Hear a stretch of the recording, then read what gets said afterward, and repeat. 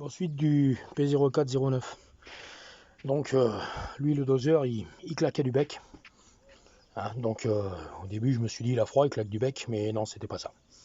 Donc j'ai mis un autre doseur et tout, qui lui ne claquait pas, mais par contre les trous ralentis étaient plus importants. Mais chose que j'ai complètement oublié de faire et que j'ai pas pensé, c'était de le calibrer, l'autre doseur. Donc du coup ce qu'on a fait, c'est que j'ai remonté celui-là.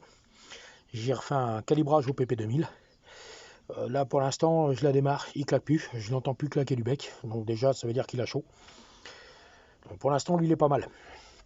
Les valeurs que j'avais au premier diag, au niveau de l'Electrovan Bypass EGR, donc c'est lui, j'avais une valeur à 0% et l'autre en recopie il était à 1%, et en accélération et ralenti ça ne bougeait pas.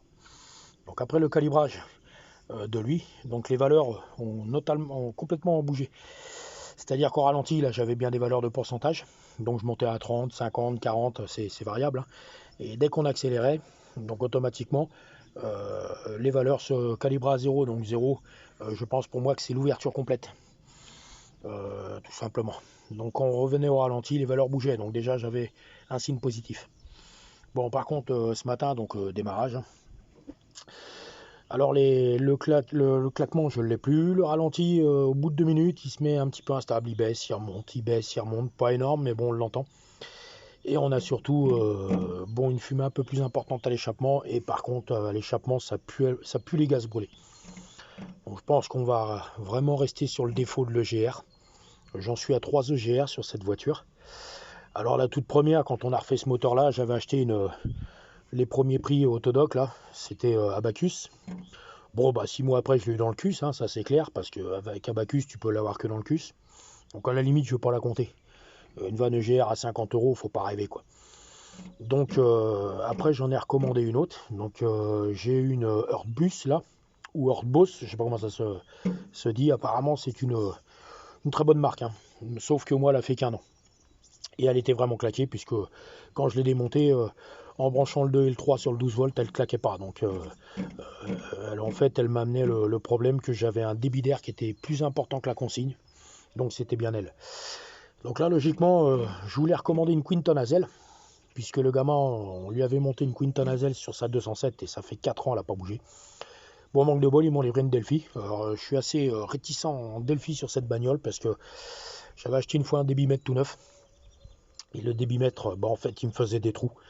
Donc du coup, j'ai remonté mon Pierceburg, j'ai retrouvé un Pierceburg, puisque c'est la montre d'origine des débitmètres. Et donc la montre d'origine en EGR sur ces bagnoles-là, c'est Valeo. Voilà, donc là j'en ai trouvé une autre.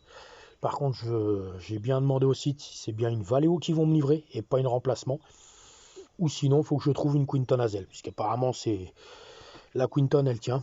La Valeo, on verra bien. C'était une Valeo qui avait dessus, mais je l'avais changée quand le moteur était par terre. Parce qu'autant elle marchait, mais je l'avais changée parce que je me suis dit, vu les problèmes qu'il y a avec ça, on va pas se faire chier, on va la virer. Et au final, je pense que j'aurais mieux fait de la laisser.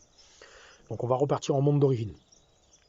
Et donc on va voir ce qui va se passer par la suite. Donc on reprendra des mesures diag, un apprentissage et tout. Là en fait la fumée, l'odeur d'échappement et les petits trous irréguliers au ralenti, c'est en dessous de 75 degrés. Dès qu'on est au-dessus ou à 80 degrés, il n'y a plus de soucis, il n'y a plus de fumée, il n'y a plus rien, elle sent plus l'échappement, les gaz d'échappement derrière, et il y a surtout un ralenti qui est nickel, quoi. Donc c'est vraiment à froid. Donc je pense que on va partir sur le GR, hein, et on verra ça donc le week-end prochain. On va essayer de la commander cette semaine et de la voir. Et on se tient au jus. Allez, à suivre.